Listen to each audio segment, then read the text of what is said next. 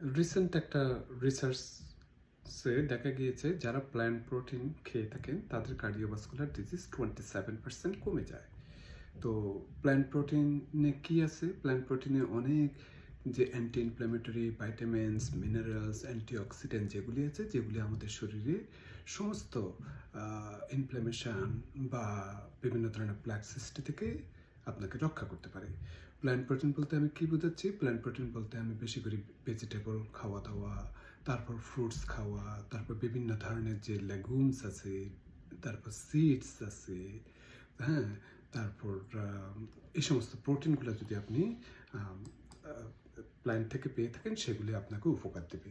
তো বিভিন্ন ধরনের বাদাম, যে সিডস, হ্যাঁ, সবজি, এগুলো যদি বেশি খেতে পারেন তাহলে আপনার কার্ডিওভাস্কুলার ডিজিজ 27% কমে যাবে বলে ধারণা করেছেন। এটি প্রকাশিত হয়েছে হার্বার্ট টি.এইচ.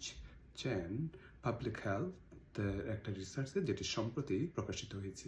আপনারা জানেন যে আমরা যেরকম প্রসেস ফুড খেয়ে থাকি, এই প্রসেস ফুডে অনেক ধরনের কেমিক্যাল এবং বিভিন্ন ধরনের জিনিস থাকে, যেগুলি আমাদের শরীরকে খুবই খারাপ অবস্থায় নিয়ে যেতে পারে।